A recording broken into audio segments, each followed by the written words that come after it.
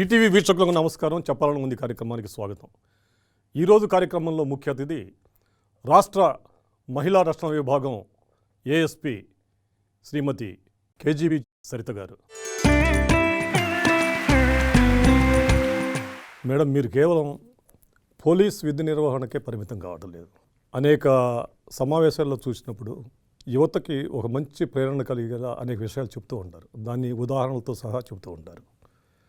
మీకు ఇది మొదటి నుంచి ఉందా, లేకుంటే ఈ ఉద్యోగంలో చేరిన తర్వాత ఇలా చెప్తే బాగుంటుంది అని అనిపించిందా?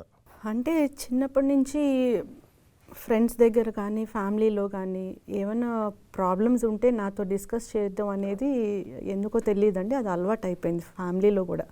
నేను చిన్నపిల్లని అయినప్పటికీ, వయసు చిన్నదైనప్పటికీ ఇలా అయితే ఎలా ఉంటుంది, దీని మీద నువ్వేమనుకుంటున్నావు ఇట్లాంటివి. అంటే క్వశ్చన్స్ ఇంట్లో ఒపీనియన్స్ అడిగినప్పుడు మనకి లీడర్షిప్ క్వాలిటీస్ అనేవి అనొచ్చు, లేకపోతే అనాలిసిస్ చేసేటటువంటిది అనొచ్చు, అట్లాంటిది డెవలప్ అవుతూ ఉంటుంది. అండ్ స్కూల్లో ఉన్నప్పుడు కూడా though I was of the same class, friends use to discuss their personal things also with me. ఒక ఇష్యూని దాన్ని అనలైజ్ చేసి ప్రాబ్లమ్స్ ఏంటి, స్ట్రెంగ్స్ ఏంటి, వీక్నెసెస్ ఏంటి, ఎట్లా అయితే బాగుంటుంది అనేది కొంచెం అట్లా అలవాటు అయ్యింది. డిగ్రీలో మీరు సైకాలజీ చేశారు కదా? ఎస్. ఈ సైకాలజీ చేయడం ద్వారా ఇటువంటిది ఏమన్నా వచ్చిందా?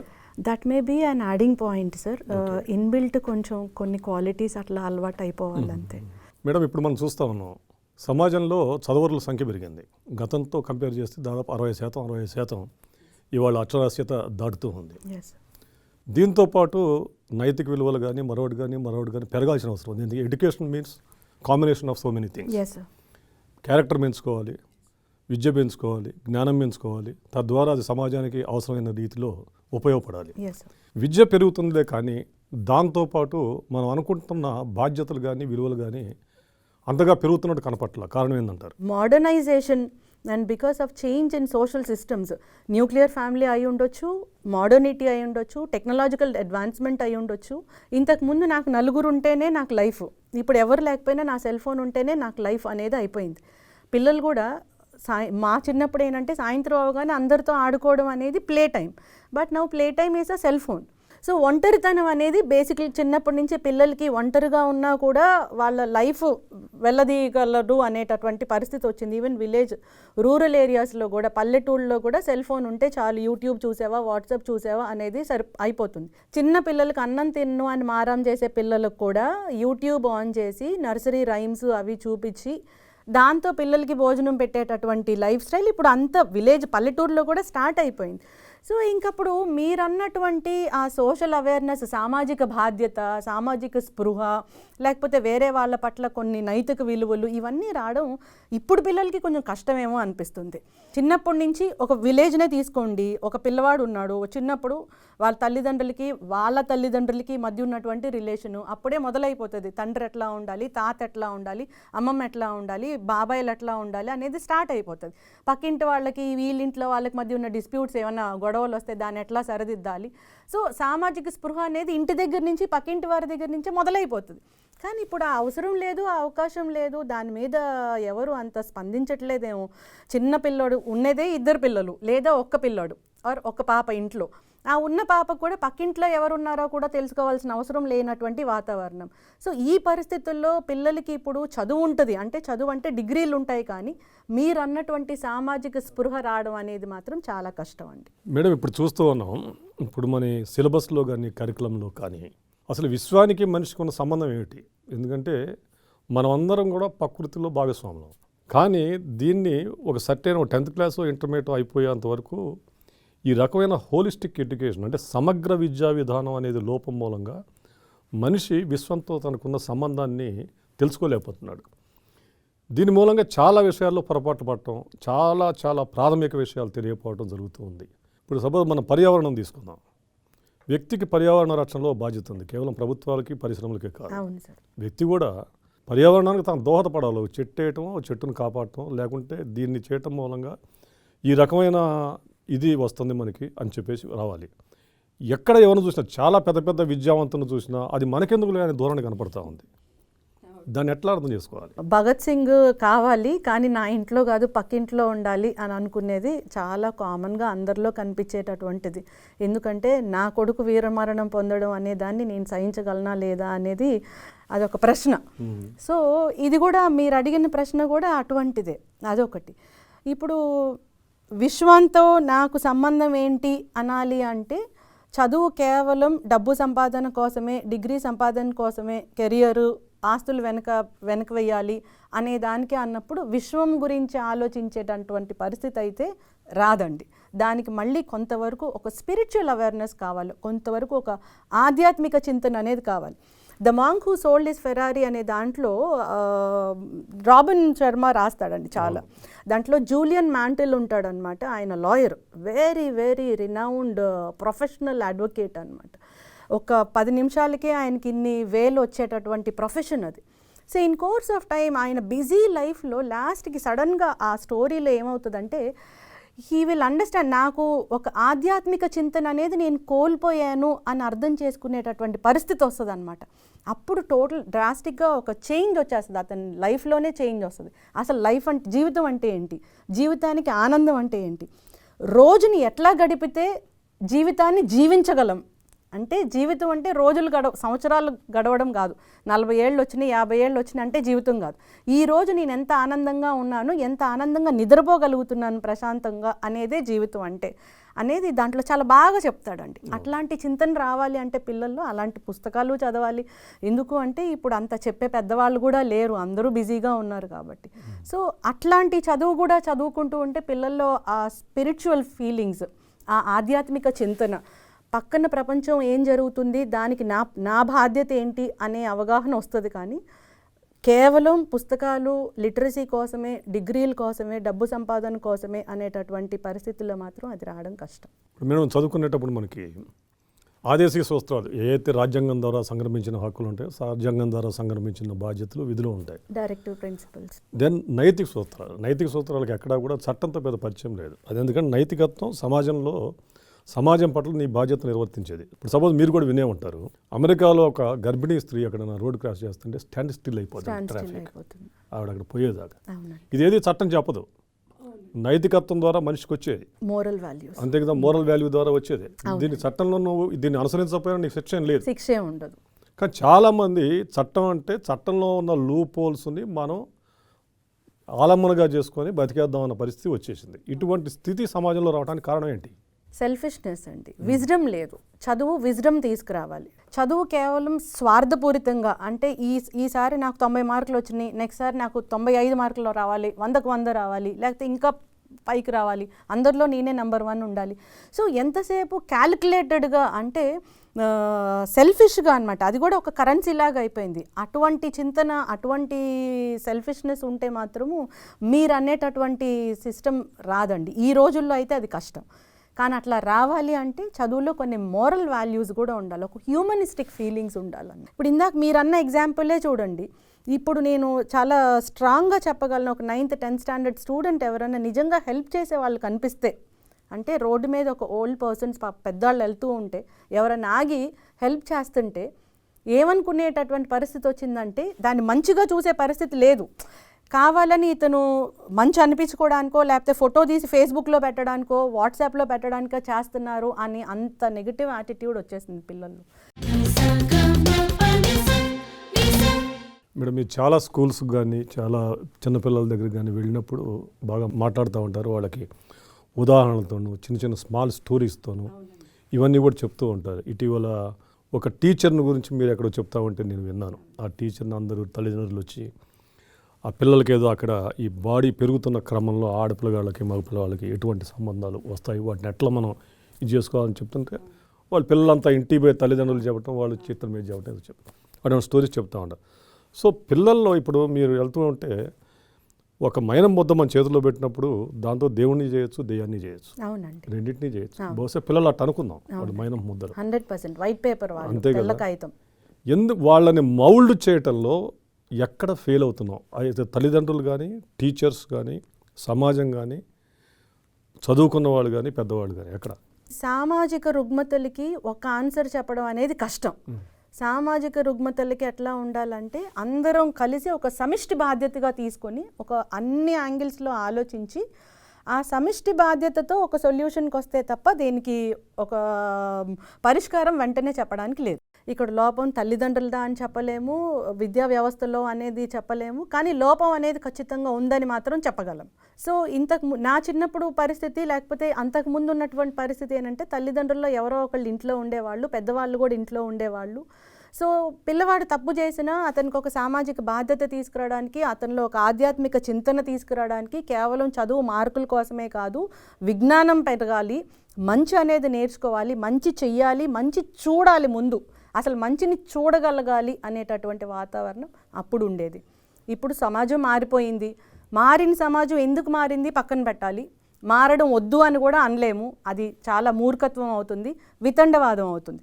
సో సమాజం మారింది, మోడర్నైజేషన్ పెరిగింది, సైంటిఫిక్గా టెక్నాలజికల్గా బాగా అడ్వాన్స్మెంట్ ఉంది. సో న్యూక్లియర్ ఫ్యామిలీ అయిపోయింది. తర్వాత లేడీస్ కష్టపడాలి, ఆడవాళ్ళు కూడా పని చేయాలి, మాకున్న స్వాతంత్రం స్వేచ్ఛ మాకు ఉన్నాయి, అందరూ ఉద్యోగం చేస్తున్నాం, ఇంట్లో పిల్లవాడు ఒక్కడే, నలుగురం కలిసి కూర్చున్నప్పుడు కూడా ఎవరు ఫోన్లు వాళ్ళు చూసుకొని లేకపోతే ఇంట్లో పెద్దవాడు టీవీ చూసుకుంటూనో ఆ విధంగా భోజనం చేస్తున్నాం. అంటే భోజనం కడుపులోకి వెళ్తుందా లేదా అని అనుకుంటున్నామే కానీ అందరూ కలిసి కూర్చొని మాట్లాడుకొని బాబు నువ్వు ఎలా చదువుతున్నావు, నీ స్కూల్లో ఎలా ఉంది అని, లేకపోతే భర్త భార్యకి నా ఆఫీసులో ఎట్లా ఉంది, అట్లా ఏదో కొన్ని కష్టాలు వచ్చినాయి లేకపోతే నష్టాలు వచ్చినాయి, ఆఫీసర్ పొగిడాడు, సో ఈ ఆనందము లేకపోతే ఈ బాధలు షేర్ చేసుకునేటటువంటి పరిస్థితి ఇప్పుడు లేదండి. సో ఆ ఫీలింగ్స్ మీరు అనుకునేటటువంటి ఫీలింగ్స్ రావాలి, మంచి భావనలు రావాలంటే అది ఇంట్లో నుంచే పెరగాలి. సో స్కూల్లో పరిస్థితి ఏంటి, చాలా కాంపిటీషన్, వీధికి 4 స్కూళ్ళు ఉన్నాయి, ఎంత రేటింగ్ ఉంది, పర్సంటేజ్ ఎంత వస్తుంది, 10కి 10 అవుట్ ఆఫ్ 10 ఎంతమందికి వస్తుంది, 9.5 ఎంతమందికి వస్తుంది అని చూసుకునేటటువంటి పరిస్థితి. అక్కడ ఈ వాల్యూ సిస్టమ్స్ అవి చెప్పడానికి టైం లేదు, కాంపిటీషన్ ఇదంతా. ఇంతకుముందు 100 మందిలో ఒక 50 మందో 60 మందో చదువుకునేటటువంటి రోజులు అవి. ఒక ఉద్యోగానికి ఒక్క పోస్ట్ ఉంటే ఒక 1000 మందో 10,000 మంది వరకు మ్యాక్సిమం కంపీట్ చేసేటటువంటి రోజులు అవి. కానీ ఇప్పుడు అట్లా కాదు, కాంపిటీషన్ పెరిగిపోయింది, డిమాండ్ పెరిగిపోయింది, everyone is studying and family చిన్నదైపోయింది. ఉన్న పిల్లలు కూడా సిబ్లింగ్స్ లేరు, అన్నయ్య చెల్లి అక్క తమ్ముడు లేరు, ఒక్కడు లేదా ఇద్దరు. దానికి రీజన్స్ పక్కన పెట్టేద్దాం, అది కరెక్టా రాంగా పక్కన పెట్టద్దు. సో ఇట్లాంటి కారణాలు, ఇట్లా సిస్టమ్ ఉన్నప్పుడు మనం ఒక సమిష్టి సామాజిక బాధ్యతగా అందరూ తీసుకొని దీనికి ఏం చేస్తే బాగుంటుంది అని ఆలోచన చేస్తే తప్ప మీరు అనుకున్నటువంటి నైతిక విలువలు, సామాజిక స్పృహ పిల్లల్లో ఇప్పుడు ఉన్నటువంటి ఎడ్యుకేషన్ సిస్టంలో ఎందుకు రావట్లేదు అంటే ఇవే కారణాలు. ఇప్పుడు ఆ తల్లిదండ్రులు వెళ్ళి టీచర్స్ని మాకు మార్కులు ఎందుకు తక్కువ వస్తున్నాయి అని అనే పరిస్థితే ఉంది. పిల్లవాడు ఒకవేళ సరిగ్గా బిహేవ్ చేయకపోతే మీరు నేర్పించట్లేదా అని వాళ్ళని అడిగే పరిస్థితి ఉంది. మేము ఇన్ని వేలు ట్యూషన్ ఫీజు కడుతున్నాము, డొనేషన్లు కడుతున్నాము, మీరు ఎందుకు నేర్పించట్లేదు అని టీచర్స్ని అడిగే పరిస్థితి తల్లిదండ్రులది.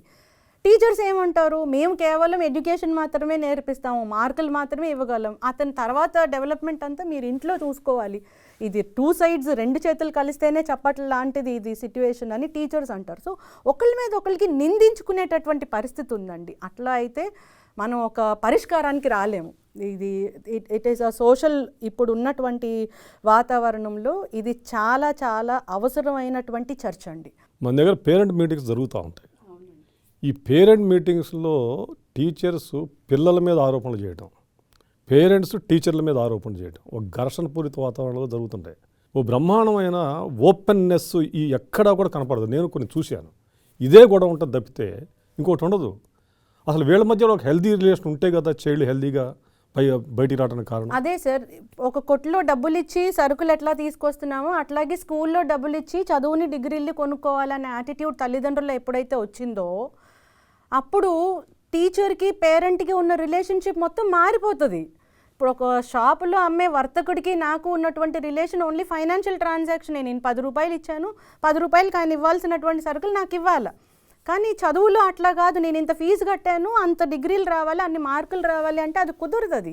అది పిల్లవాడు హోలిస్టిక్ డెవలప్మెంట్, అతన్ని మెంటల్గా ఎంత కెపాసిటీ ఉంది, నేను ఎంత చెప్తున్నాను, అతను ఎంత రిసీవ్ చేసుకుంటున్నాడు, ఇంట్లో అతను చదువుకునే వాతావరణం ఎట్లా ఉంది, వీటన్నిటి మీద అతనికి వచ్చే మార్కులు ఆధారపడి ఉంటాయి. ఇప్పుడు నేను వెళ్ళి షాప్లో 10 రూపాయలకి అతనికి కేజీ బియ్యం ఇస్తున్నావు, నాకు కేజీ బియ్యం ఇస్తున్నాను ఇవ్వాలి కదా అని అడగగలను. బికాస్ అదేంటంటే అది క్వాంటిటీ, కమోడిటీస్ అది. కానీ చదువు అనేది కమోడిటీ కాదు, అది కమర్షియల్ రిలేషన్షిప్ కాదు. అది సేమ్ ఫీజు పక్కింటి వాళ్ళు కూడా కడతారు, మిగతా వాళ్ళు కూడా కడతారు, కానీ పిల్లవాడి కెపాసిటీ బట్టే మార్కులు వస్తాయి. అది నాకు ఒక పేరెంట్గా నాకు అర్థం చేసుకునేటటువంటి జ్ఞానం నాకు ఉండాలి. అప్పుడు నాకు టీచర్కి ఉన్నటువంటి రిలేషన్షిప్ మారుతుంది. ఎట్లా మారుతుంది? నేను టీచర్ని అడిగే ప్రశ్న మారుతుంది. నా ప్రశ్న ఎట్లా ఉంటుందంటే, వాళ్ళకి అన్ని మార్కులు వచ్చినాయి, నా కొడుకు ఎందుకు రాలేదు అని నేను అడగను. నేను ఎట్లా అడుగుతాను, నా పిల్లవాడి బిహేవియర్ ఎలా ఉంది స్కూల్లో, ఎందుకు చదవలేకపోతున్నాడు, ఏమైనా ఫిజికల్గా ప్రాబ్లం ఏమైనా మీరు ఐడెంటిఫై చేశారా, లేకపోతే ఏమైనా చూడలేకపోతున్నాడా, వినలేకపోతున్నాడా, లేకపోతే నేను ఇంకా ఏం చేసి పిల్లవాడిని ఇంట్లో మోటివేట్ చేయగలను. మీరు టీచర్లు కాబట్టి మీతో ఎక్కువ సమయం నా పిల్లవాడు గడుపుతున్నాడు కాబట్టి మీరేమి గుర్తించారు నా పిల్లవాళ్ళ లోపాలు చెప్తే నేను ఇంట్లో సరిదిద్దుకుంటాను తల్లిగా అని అడుగుతాను. ఆ ప్రశ్నకి ముందు నేను అడిగే ప్రశ్నకి, అంటే ఎందుకు మార్కులు రాలేదు అని అడిగే ప్రశ్నకి, ఆ 2 ప్రశ్నల్లోనే రిలేషన్షిప్ మారిపోతుంది. సో మీరన్న టీచర్ పేరెంట్ రిలేషన్ అనేది మారాలి అంటే నేను పిల్లాడిని చూసే తీరు మారాలి, అసలు ఒక ఎడ్యుకేషన్ ఇన్స్టిట్యూషన్ని చూసే తీరు మారితే అప్పుడు టీచర్ పేరెంట్ రిలేషన్షిప్ మారిపోతుంది. అదే నేను అడిగే విధానం 2వ తరహాగా ఉంటే డెఫినెట్గా టీచరే ముందు స్టెప్ వేస్తుంది. అమ్మ ఇట్లా మీ బాబుకు ఇట్లా ప్రాబ్లం ఉంది, లేకపోతే మీ పాపకి ఇట్లాంటి ప్రాబ్లం ఉంది, కొంచెం ఇంట్లో చూసుకోండి మీరు కూడా. అది it will become a good relation. నేను మొన్న ప్రవీణ్ కుమార్ అక్కడ తెలంగాణ గురుకుల పాఠశాల కార్యదర్శితో ఇంటర్వ్యూ చేస్తున్నప్పుడు, ఆయన భద్రాచలం వెళ్ళినప్పుడు పిల్లాడి షేక్ హ్యాండ్ ఇస్తుంటే ఆ పిల్లాడి చెయ్యి చాలా గట్టిగా బలంగా ఉందంట. పిల్లాడిని అడిగాడంట, మీరు ఏం చేస్తావు బాబు నువ్వు అని. నేను చదువు లేనప్పుడు మిరపదాట్లకు వెళ్ళి మిరపకాయ వస్తాను, పత్తి చేలకైతే పత్తి తెస్తాను అని చూస్తే పిల్లాడిని చూస్తే బాగా సౌష్ఠవంగా ఉన్నాడు. ఇమీడియట్గా ఆ పిల్లాడిని ఇంకొక ఇటువంటి 2-3 కలిపి వాళ్ళకి మౌంటైనీరింగ్లో సెషన్ ఇస్తే వాళ్ళు క్లైంబ్డ్ ఎవరెస్ట్. ఇట్లా పిల్లాళ్ళు ఒక చదివే కాకుండా అనేక రకాలైన అంతర్గత శక్తులు ఉంటాయి. ఈ శక్తుల్ని గమనించడంలో ఇంటి దగ్గర పేరెంట్స్ ఫెయిల్ కావచ్చు, బట్ టీచర్ ఫెయిల్ కాకూడదు. ఎందుకని ఆ వాతావరణాన్ని క్రియేట్ చేయలేకపోతున్నాయి స్కూల్స్? నా చిన్నప్పుడు ఎట్లా ఉండేదంటే, ఒక టీచరే అన్ని సబ్జెక్ట్స్ నేర్పించేవాళ్ళు. మ్యాథ్స్ ఇది ఎంతవరకు కరెక్టో నాకు తెలియదండి, నేను అబ్జర్వ్ చేసిందే నేను చెప్తున్నాను. 5th క్లాస్ టీచర్ అన్ని సబ్జెక్ట్స్ నేర్పించేవాళ్ళు. ఎక్కడో ఒకటి మ్యాథ్స్కో లేకపోతే తెలుగుకో వేరే టీచర్ వచ్చేవాళ్ళు. ఇప్పుడు ప్రతి సబ్జెక్ట్కి వేరే టీచర్స్. ఊరికే క్లాస్ టీచర్ అనేది ఒక నామమాత్రంగా ఒక క్లాస్ టీచర్ ఇంగ్లీష్ చెప్తే సైన్స్ టీచర్ వస్తారు, సోషల్ టీచర్ వస్తారు, మ్యాథ్స్ టీచర్ వస్తారు, Hindi teacher, painting teacher, abacus teacher. So దానికి స్పెషలైజేషన్స్ అయిపోయినాయి. ఎవరు తీసుకుంటారు బాధ్యత?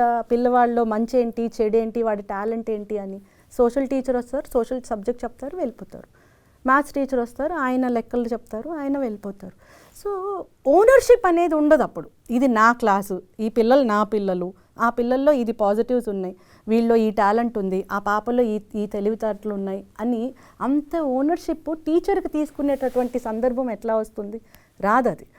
సో మేబీ ఆ ఓనర్షిప్ తీసుకుంటే ఖచ్చితంగా టీచర్ ప్రవీణ్ సార్ ఓనర్షిప్ తీసుకున్నారు. He is a great police officer. వారంతట వారే అడిగి నాకు ఈ వింగ్లో నేను ఒక సామాజిక బాధ్యత వారు తీసుకున్నారు. గ్రేట్ ఆఫీసర్ పేరు మీరు తీసుకొని వచ్చారు. అంత పెద్ద సామాజిక బాధ్యత he has owned his responsibility. అక్కడ ఉన్న పిల్లలందరూ, ఆ గురుకుల పాఠశాలలు ఎవరైతే ఉన్నారో ఆ పిల్లలందరినీ నేను ఏదో చైతన్యవంతులుగా చేయగలను, ఇది నా సామాజిక బాధ్యత అని వాళ్ళు అని ఒక ఓనర్షిప్ తీసుకున్నారు. కాబట్టి ఆయన ప్రతి పిల్లవాళ్ళలో ఉన్న టాలెంట్ గమనించి దాన్ని ఏరి వాళ్ళకి ట్రైనింగ్ ఇచ్చే పరిస్థితి ఉంది. ఇప్పుడు అంత పెద్ద సామాజిక బాధ్యత స్కూల్ టీచర్లు అందరిలో ఉండాలి అని మనం అనుకోవాలంటే ఆ పరిస్థితి ఉందా లేదా అని మనం చూడాలి. టీచర్లు నేను తప్పు పట్టట్లేదు, సిస్టమ్ అట్లా ఉంది అంటున్నా. తప్పెవరిది అనేది మనం పరిష్కారం ఆలోచించినప్పుడు చూడాలి. కానీ సిస్టమ్ ప్రాక్టికల్గా చూస్తే వాళ్ళకంత టైం లేదు. ఎవరి గంట క్లాసు, మళ్ళీ దాంట్లో సీసీటీవీస్ ఉంటాయి. వాళ్ళు కరెక్ట్గా చెప్తున్నారా లేదా, లేకపోతే సబ్జెక్ట్ కాకుండా సిలబస్ కాకుండా ఏమైనా డీవియేట్ అవుతున్నారా లేదా అనేది కూడా గమనిస్తూ ఉంటారు ఆ సీసీ కెమెరాస్లో. సీసీ కెమెరా పెట్టడంలో ఉద్దేశం కరెక్టే, కానీ ఆ సీసీ కెమెరాస్లో నేను ఎప్పుడైతే టీచర్గా నేను ఉంటున్నానో వస్తాను, పాఠం చెప్తాను, వెళ్ళిపోతాను అంతే. ఇంకొక ముక్క అటు ఇటు చెప్పవలసిన అవసరం నాకు లేదు. అవకాశం లేదు పక్కన పెట్టండి, అవసరం కూడా లేదు. సో ఈ పరిస్థితుల్లో టీచర్స్ పిల్లల్లో అంతర్లీనంగా ఉన్నటువంటి టాలెంట్ బయటకు తీయాలనే మనసు ఉంటే ఉండొచ్చు, కానీ పరిస్థితి అవకాశం అంత ఉండదేమో, అది నేను అనుకుంటున్నాను.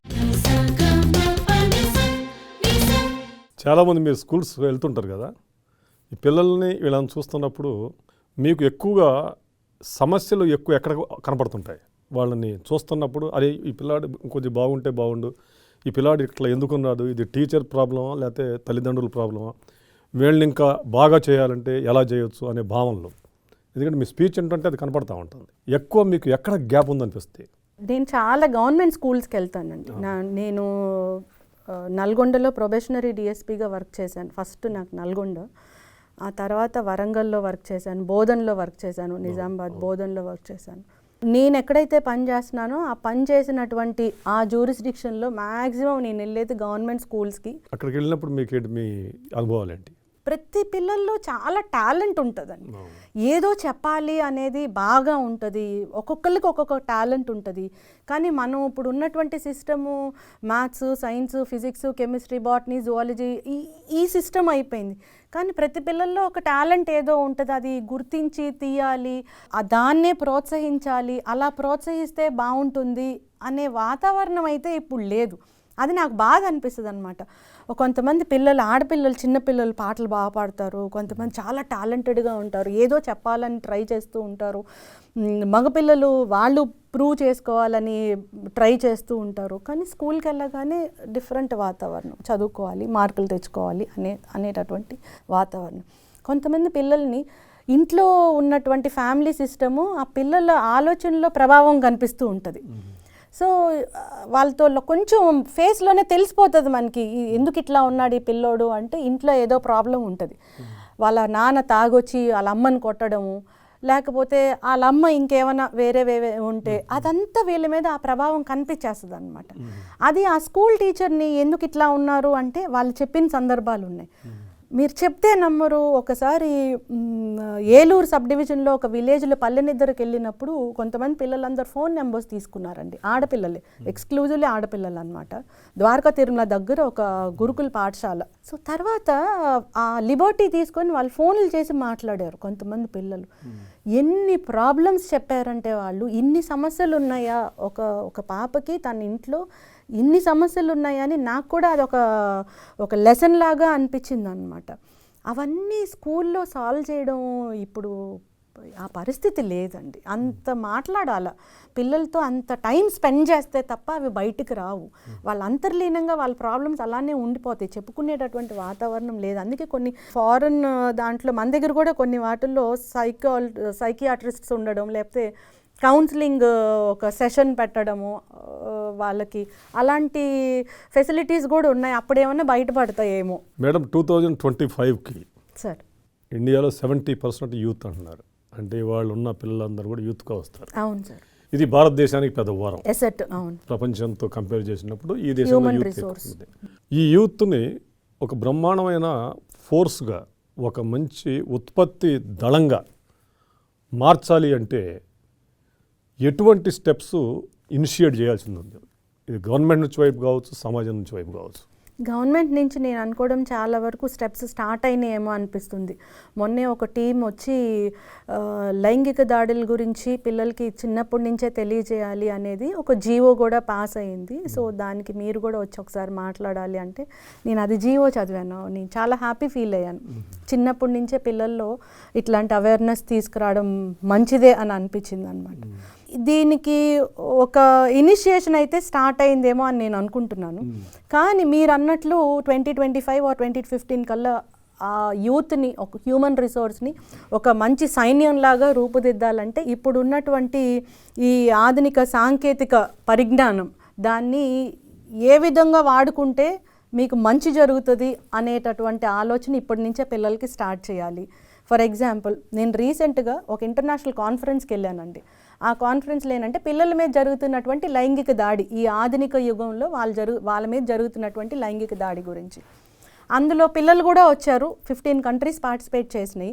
9th స్టాండర్డ్ గర్ల్ ఒక అమ్మాయి మాట్లాడింది అనమాట, పాప. We will not do away with scientific and technological development, మాకు సెల్ ఫోన్ కావాల్సిందే, మీరు దాన్ని వద్దని అనకండి, కానీ దానివల్ల మాకు అన్యాయం జరుగుతుంది, నేరాలు జరుగుతున్నాయి అన్నారు. అది దాన్ని అరికట్టాల్సినటువంటి బాధ్యత మీరు తీసుకోండి అని ఆ పాప చెప్పింది. నాకు చాలా నిజం కదా అనిపించింది. అప్పటి నుంచి పిల్లల్ని ఇది చెయ్యొద్దు, ఇది చూడొద్దు అంటాం తప్పు. ఏది చేయకూడదు, ఎందుకు చూడకూడదు, లేక చూస్తే ఏం చూడాలి అని నేర్పించడమే కరెక్ట్ ఏమో అనుకుంటున్నాను. సో అంత ఫోర్స్గా మనం పిల్లల్ని ఇప్పటి నుంచే స్టార్ట్ చేయాలి అంటే వద్దు, కూడదు అని ఆర్డర్లు, హెచ్చరికలు ఇచ్చేటటువంటి రోజులు పోయినాయండి. సో ఇప్పటి నుంచే పిల్లలకి అర్థం చేయించి ఆ పరిస్థితులు తీసుకొస్తే తప్ప మీరన్నటువంటి ఆ సైన్యానికి కావాల్సినటువంటి స్ఫూర్తి కావాలి అంటే ఆర్డర్ చేసే వాతావరణం స్ఫూర్తి రాదండి. స్ఫూర్తి రావాలంటే పిల్లవాళ్ళ మైండ్ సెట్ మనం అర్థం చేసుకొని మనలో ఉన్న చైల్డ్ని కూడా చంపేయకూడదు. నేను ముసలిదాన్ని అయినా పెద్దదాన్ని అయినప్పటికీ కూడా నా చైల్డ్ని నేను చంపకుండా ఉంటే, if I don't kill the child in me, I can understand the child's mentality. So అట్లాంటి వాతావరణం ఉండి అర్థం చేయించేటటువంటి పరిస్థితి ఉంటే చిన్నప్పటి నుంచి మీరు అన్నటువంటి సామాజిక స్పృహ కానీ, నైతిక విలువలు కానీ, మోరల్ వాల్యూస్ కానీ ఇవి కూడా అంతర్లీనంగా విద్యా వ్యవస్థల్లో ఉంటే తప్ప ఆ సైన్యం అనేది ఇప్పుడున్నటువంటి మన మానవ వనరులు, హ్యూమన్ రిసోర్సెస్ ఆ లెవెల్కి ఎదగడం కష్టం అవుతుంది.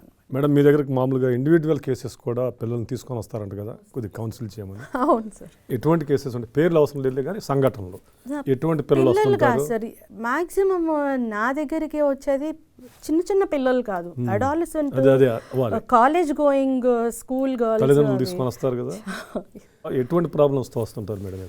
సార్ ఇప్పుడు చూస్తుంటే పిల్లల కన్నా నాకు తల్లిదండ్రుల మీద జాలి పడేటటువంటి వాతావరణం అయితే కనిపిస్తుంది సార్.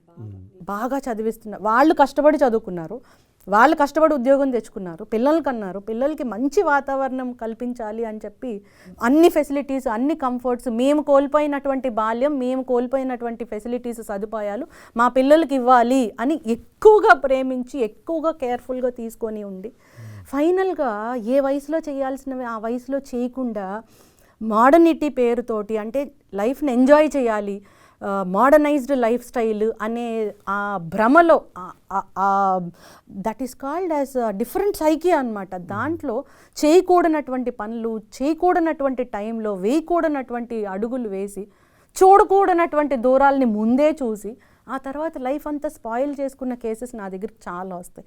అవి చూస్తుంటే తల్లిదండ్రులు చూస్తే బాధ అనిపిస్తుంది. నిన్న కూడా ఒక కేసు, పాపం నాకు ఆ తల్లిదండ్రులకి నేను ఫస్ట్ టైం అనుకుంటా వదిలేయండి అమ్మా ఇంకా అమ్మాయిని అన్నాను అని నెగిటివ్ కౌన్సిలింగ్ ఇవ్వాల్సి వచ్చింది. పాపతో మాట్లాడే దాని బదులు తల్లిదండ్రులతో మాట్లాడాను అనమాట. అప్పుడన్నా తనలో ఏమైనా ఒక రెస్పాన్సిబిలిటీ బయటకు వస్తుందేమో, బాధ అనేది బయటకు వస్తుందేమో అని చెప్పి తల్లిదండ్రులకు చెప్పకుండా సీక్రెట్ రిలేషన్షిప్స్ మెయింటైన్ చేస్తూ చేయకూడనటువంటి వయసులో, అంటే 18 ఏళ్ళు రాగానే మైనారిటీ తీరిపోయింది కాబట్టి నేనేమన్నా చేయొచ్చు, వేరేది ప్రేమ అనుకున్నప్పుడు తల్లిదండ్రుల ప్రేమ ఎందుకు ప్రేమ కాదు? ప్రేమకు వ్యతిరేకం ఎవరూ కాదు, ఎవరి డెసిషన్స్ వాళ్ళు తీసుకోవడానికి వ్యతిరేకం ఎవరూ కాదు. ప్రేమ అనేది చాలా పవిత్రమైనది, నాకు కావాలి. కానీ ఏ వయసులో చేయాల్సింది ఆ వయసులోనో చేస్తేనే బాగుంటుంది అనేది ఇప్పుడు ఉన్నటువంటి యువతలో లోపించిందేమో. అవే పెద్ద ప్రాబ్లమ్స్ అయిపోతున్నాయి. ఆ రకంగా తయారు కావటానికి ఇంట్లో ఉన్న వాతావరణం కారణమా, బయట ఉన్న వాతావరణం కారణమా?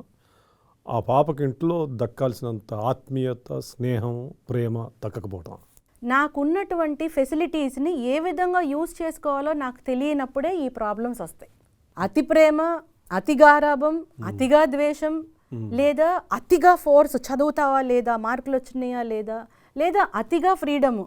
ఓకే, నీ ఫ్రెండ్ బర్త్డే పార్టీని ఇది 5,000 తీసుకో, ఎందుకు నేను 1,00,000 రూపాయలు సంపాదిస్తున్నాను, నాకు 5,000 పెద్ద ఇదేం లేదు, 5,000 తీసుకో. ఏ క్లాస్ పిల్లకి? 9th క్లాస్ పిల్లకి, 8th క్లాస్ పిల్లకి. అంటే నేను ఆఫీస్లో ఏమని చెప్పుకుంటానంటే నేను చాలా ఫ్రీడమ్ ఇస్తున్నానండి, మా అమ్మాయిని అసలు మగపిల్లల్లాగా పెంచుతాను, నేను మేము అసలు ఫ్రెండ్స్ లాగా ఉంటాము, మేమిద్దరం కలిసి పబ్కి వెళ్తాము.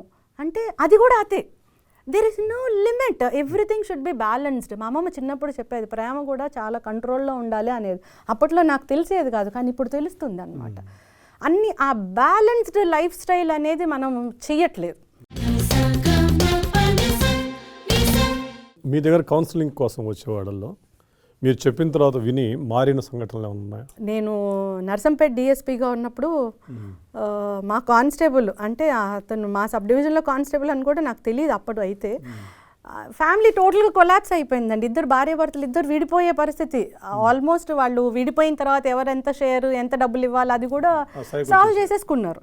చేసేసుకొని వాళ్ళ క్యాస్ట్ ఎల్డర్స్ కానీ కమ్యూనిటీ ఎల్డర్స్ ఇంకా సమ్ అదర్ పొలిటికల్ ఇంటర్ఫిరెన్స్ కూడా వచ్చింది. దాదాపు ఒక 40 మంది వచ్చారు నర్సంపేట డిఎస్పీ ఆఫీస్కి. అది మొత్తం అయిపోయింది. మరి ఎందుకు నా దగ్గరికి వచ్చారో కూడా నాకు తెలియదు. నేను యూజువల్గా ఏం చేస్తానంటే ప్రాబ్లం ఎవరిదో వాళ్ళనే కూర్చోమంటాను, మిగతా వాళ్ళు రానివ్వను. వీళ్ళతో కూడా సెపరేట్గా మాట్లాడి మళ్ళీ కలిపి మాట్లాడి ఒక అండర్స్టాండింగ్ వచ్చిన తర్వాత వాళ్ళని పిలుస్తాను. ఆ రోజు వాళ్ళందరినీ బయట మీరు రావద్దని చెప్పాను, వీళ్ళతో మాట్లాడాను వాళ్ళిద్దరితోటి. ఫైనల్గా అది భగవంతుడు ఇచ్చిన అవకాశము, కలిసిపోయారు ఇద్దరు, మేము కలిసే ఉంటామన్నారు. ఇప్పుడు వాళ్ళు కలిసే ఉన్నారు. నిన్న అనుకోకుండా వాళ్ళ అక్కడ some constable has come, so I told ఎలా ఉన్నారు వాళ్ళు అంటే ఇద్దరు ఆడపిల్లలమ్మ బాగున్నారు అని. ఇట్లాంటివి చాలా జరిగినాయి. అది భగవంతుడు ఇచ్చినటువంటి అవకాశం తప్ప ఇంకేం. అందరు పోలీస్ ఆఫీసర్స్కి ఇట్లాంటివి ఉంటాయండి. కాకపోతే ఏంటంటే నేను కొంచెం ఇంట్రెస్ట్ ఒక హార్ట్, ఎందుకంటే సక్సెస్ అంటే నేను దానికి ఈక్వల్ ఏంటి అంటే satisfaction. I feel success is నా ఇప్పుడున్న స్టేజ్లో నాకు ఉద్యోగం ఉంది, నాకంటూ డిపార్ట్మెంట్ ఒక మంచి అవకాశాన్ని ఇచ్చింది, పిల్లలు ఉన్నారు, ఫ్యామిలీ, హస్బెండ్, ఎవ్రీవన్ అంతా ఉంది. ఇప్పుడు నాకు సక్సెస్ అంటే ఏంటంటే పర్సనల్ సాటిస్ఫాక్షన్. ఇవన్నీ they give personal satisfaction. Boys వైపు నుంచి వచ్చే ప్రాబ్లమ్స్ ఎలా ఉంటాయి? బాయ్స్ వైపు నుంచి కూడా చాలా మేము బాగా అడిగారు.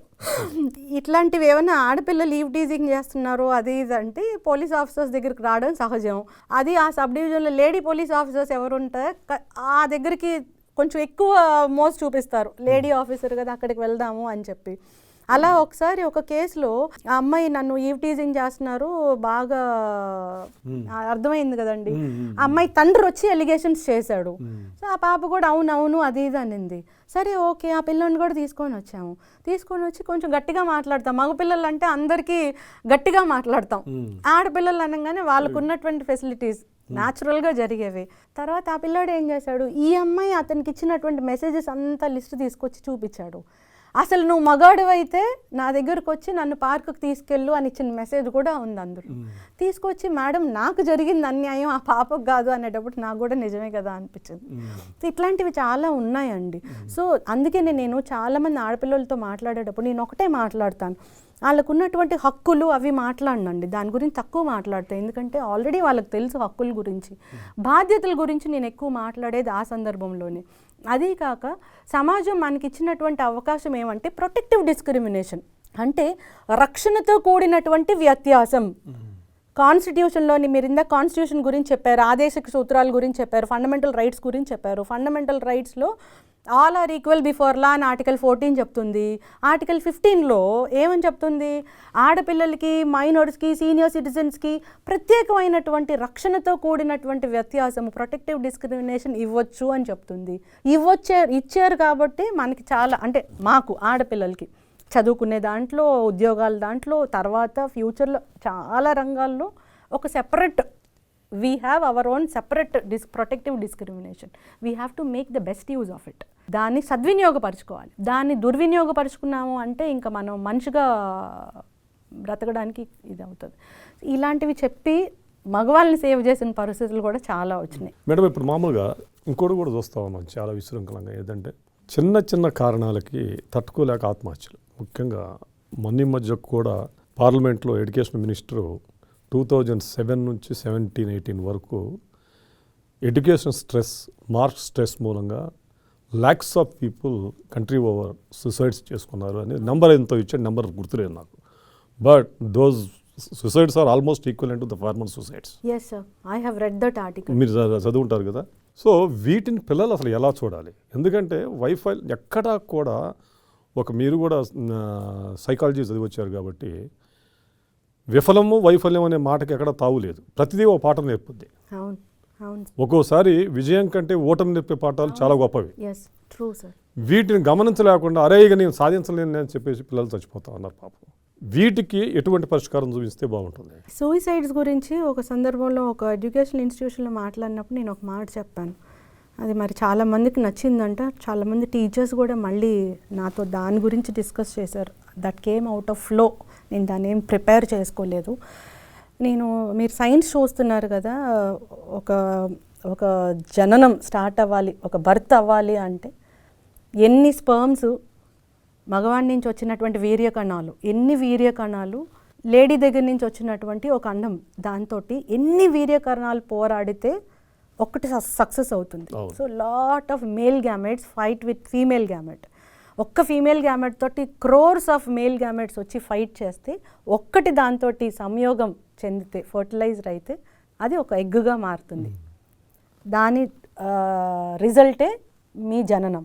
పుట్టక ముందే కోటాను కోట్లు అంత సైనికులతోటి యుద్ధం అయిన తర్వాత మీ జననం అనేది స్టార్ట్ అయింది. ఆ వార్కి రిజల్ట్ ఈజ్ యువర్ బర్త్. అంతకన్నా పెద్దదా ఇప్పుడు మనం చేసేటటువంటి వార్ అని పిల్లల్ని అడిగితే కరెక్ట్ మేడం, నిజమే అని చాలామంది మంచి రెస్పాన్స్ వచ్చిందనమాట. సో నిజంగా అంతకన్నా పెద్ద ఫైట్ కాదు కదా మనం లైఫ్లో చూసేటటువంటి అవర్ స్ట్రగుల్ అంత పెద్దది కాదు. నెంబర్ 1.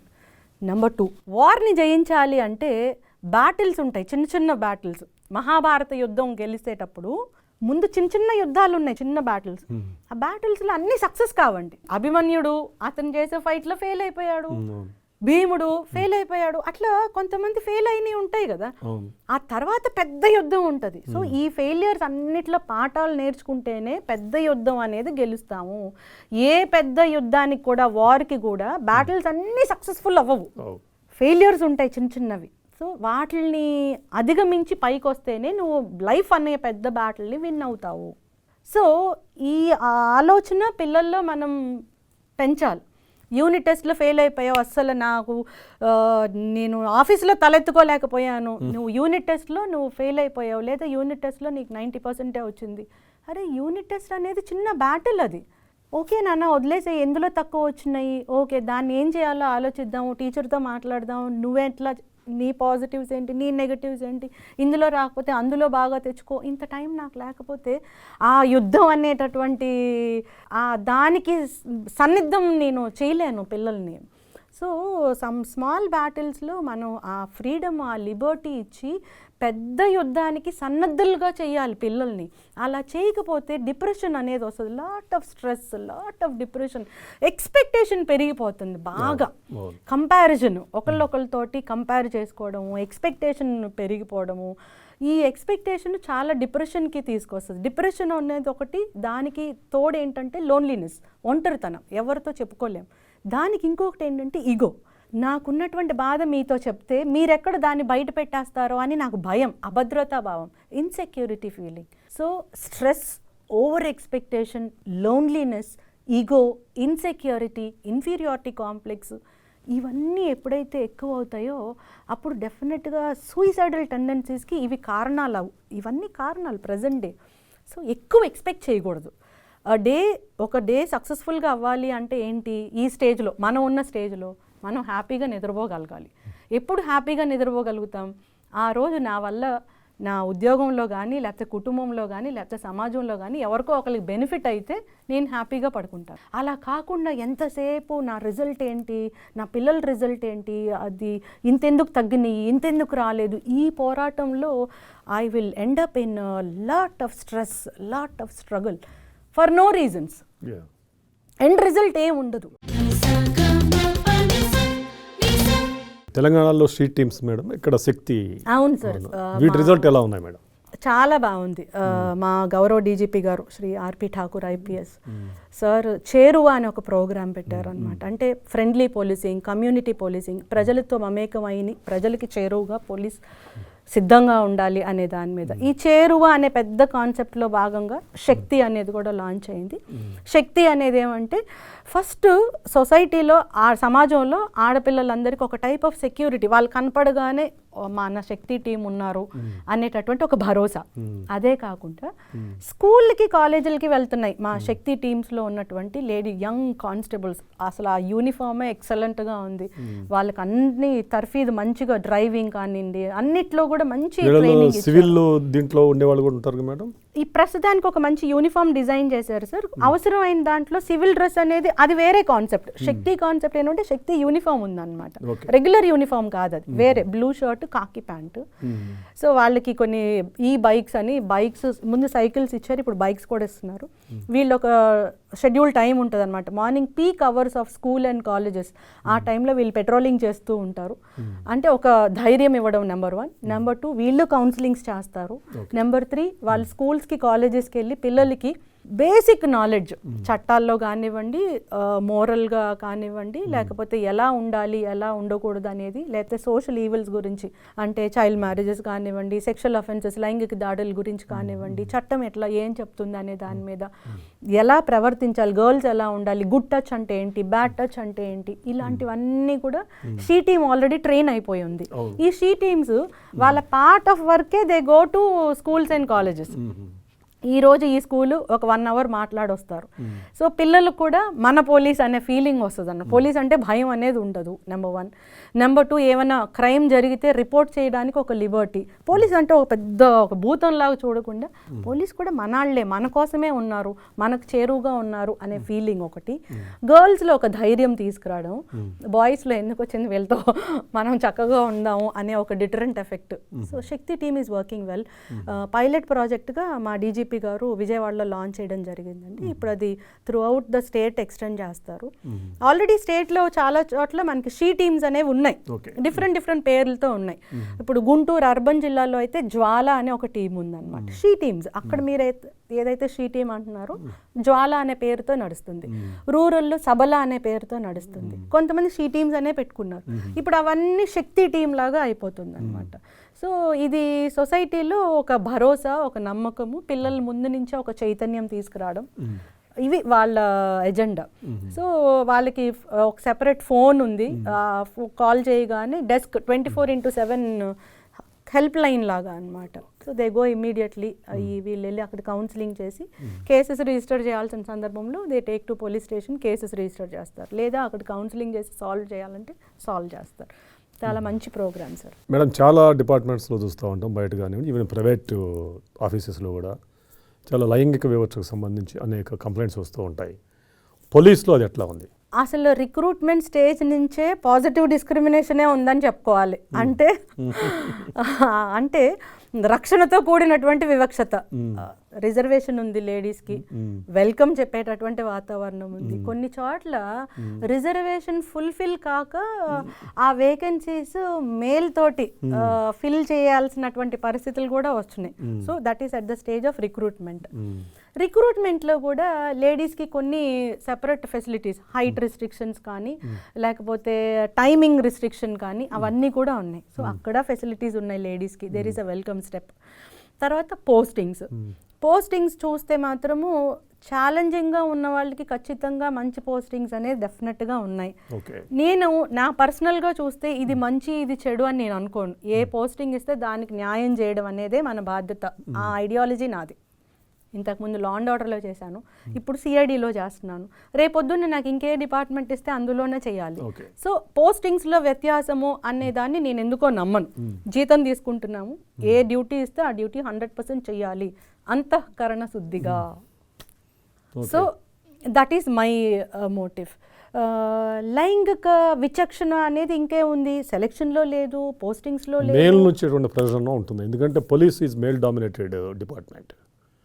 వాళ్ళ వైపు నుంచి మీకు కోఆపరేషన్ కానివ్వండి, ఈ వర్క్ చేసే క్రమంలో ఇప్పుడు ఉన్నది చాలా ఫ్రెండ్లీ అట్మాస్ఫియర్ వచ్చేసిందండి. ముందు ఒకవేళ ఉంటే ఉండొచ్చేమో. నేను చాలా మంచి పిక్చర్ ఇవ్వాలని నేనైతే తాపత్రయపడట్లేదు, కానీ అలా చేయకూడదు కూడా. ముందు ఒకవేళ ఏమన్నా ఆ డిస్క్రిమినేషన్ ఉంటే ఉండుండొచ్చు. కొన్ని చోట్ల మనం కూడా విన్నాము, this is only male dominated department అది ఇదని. బట్ ఇప్పుడు మాత్రం అట్లా లేదు, అంత డామినేషన్ లేదు, నెంబర్ 1. ఇంకోటి ఏంటంటే ఎవరు అంత ధైర్యం కూడా చేయలేకపోతున్నారు, ఎందుకులే అనేటటువంటి పరిస్థితి కూడా కనిపిస్తుంది. మాకు చాలా లిబర్టీ ఉందండి. కాకపోతే ఏంటంటే మేము ఉన్న లిబర్టీని టోటల్గా యూజ్ చేసుకుంటే దానికి తగ్గ రికగ్నిషన్ కూడా ఉంది. ఇంకా మేము కూడా కష్టపడాలి. మేము అంటే లేడీస్, మేము కూడా ఇంకా కష్టపడాలి. మాకున్నటువంటి ఆపర్చునిటీస్, అవకాశాలను ఇంకా ఛాలెంజింగ్గా తీసుకోవాలేమో. అంత వివక్ష అనేది అయితే మాత్రం I didn't come across. Madam మీరు దాదాపు మ్యారేజ్ అయిపోయిన తర్వాత కూడా 2 పీజీలు చేశారు, దట్టు మెరిటోరియస్, దీంతో బయటకు వచ్చారు. మీరు ఉద్యోగం కూడా మీరు మ్యారేజ్ అయిపోయిన తర్వాతనే జాయిన్ అయ్యారా? అవును అంత సార్. చేయాలి కదా. అసలు నేను నా LLB ఫస్ట్ ఇయర్లోనే నాకు మ్యారేజ్ అయిపోయింది. ఎట్లా అంత మీకు మోటివేషన్ ఇవన్నీ ఎక్కడి నుంచి వచ్చాయి? ఫ్యామిలీ నుంచా లేకుంటే ఎట్లా?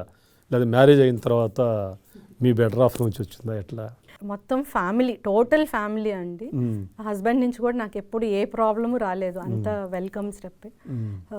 పేరెంట్స్ కానీ మా అమ్మమ్మ తాతయ్య వాళ్ళ ఇంట్లో ఎక్కువ నేను పెరిగాను 10th స్టాండర్డ్ వరకు. అక్కడ మా పిన్ని బాబాయ్లు. ఫాదర్ ఏం చేసేవారు? ఫాదర్ సబ్ ఇన్స్పెక్టర్గా రిటైర్ అయ్యారండి. చాలా హ్యాపీ మ్యాన్ ఆయన. కమ్యూనికేషన్స్లో సబ్ ఇన్స్పెక్టర్ చేశారు. ఆయన కానిస్టేబుల్గా ఉన్నప్పుడు నేను పుట్టాను. అందరికీ గర్వంగా చెప్తాను అనమాట, నేను పుట్టిందే ఒక కానిస్టేబుల్గా అని చెప్తాను అనమాట. సో ముందు నుంచి కూడా పిల్లల్ని బాగా చదివించాలి, అదే మన ఆస్తి అనేటటువంటి వాతావరణం. మదర్ పీజీ చేశారు సోషియాలజీలో. ఆమెకు చాలా పెద్ద విశాలమైనటువంటి మైండ్ సెట్. వారు కూడా జాబ్లో ఉండేవారా? టీచర్గా చేశారు మా మదర్. తర్వాత ప్రైవేట్ కంపెనీలో కూడా వర్క్ చేశారు. తర్వాత చేశారు. అమ్మమ్మ వాళ్ళ ఇంట్లో మా మేన వాళ్ళందరూ చదువుకున్న వాళ్ళే, మా పిన్ని వాళ్ళందరూ చదువుకున్న వాళ్ళే. ఫస్ట్ పిన్ని అయితే ఆమె స్కూల్ ఉందన్నమాట. నా చిన్నప్పుడే ఆమె స్కూల్లో ట్యూషన్ నేను చెప్పేదాన్ని అనమాట, ట్యూషన్ క్లాసెస్. నేను 5th క్లాస్లో ఉన్నప్పుడు నాకన్నా పెద్ద క్లాస్ పిల్లలు కూడా నేను పాఠాలు చెప్పేదాన్ని. సో 5th నుంచి 10th వరకు నేను ట్యూషన్ క్లాసెస్ నేనే చెప్పాను అనమాట. సో ఈ వాతావరణం నాదంతా అనుకూలమైనటువంటి పరిస్థితే ఉందండి. సో నేను ఎదగడానికి కూడా అనుకూలమైనటువంటి పరిస్థితులే వచ్చినాయి. అందరూ ఎంకరేజ్ చేసేటటువంటిది. ఆఫ్టర్ మ్యారేజ్ నేను చదువుకున్నాను. ఏం చేస్తారండి? హీజ్ అన్ అడ్వకేట్ అండి. పిల్లలు ఏం చేస్తున్నారు? 7th స్టాండర్డ్ పెద్ద బాబు, చిన్న బాబు 5th క్లాస్ చదువుతున్నాడు అండి. బాగానే చదువుతారు. అది సరిత గారి మనసులోని మాట. పిల్లలు ఎదిగే క్రమంలో తల్లిదండ్రులు వాళ్ళకి ధైర్యం నూరుపోసి సమాజంలో సమర్థంగా ఎదగటానికి ఒక వాతావరణాన్ని ఇంట్లో ఏర్పరచాలి.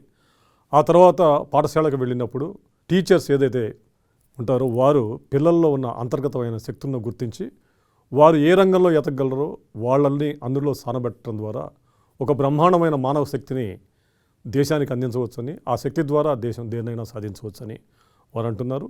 ఏదైతే చిన్న చిన్న అపజయాలను చూసి మరి బెదిరిపోకుండా పెద్ద విజయం కోసం పోరాడాలని, చిన్న చిన్న అపజయాలు చిన్న చిన్న విజయాల సమూహమే ఒక గ్రేట్ విక్టరీ, పెద్ద విజయం అని వారు అంటున్నారు. Thank you very much madam. Thank you sir. స్టూడియోకి వచ్చి మా వీక్షకులకి అద్భుతమైన విషయాలు చెప్పినందుకు thank you. Thank you very much. Thank you sir.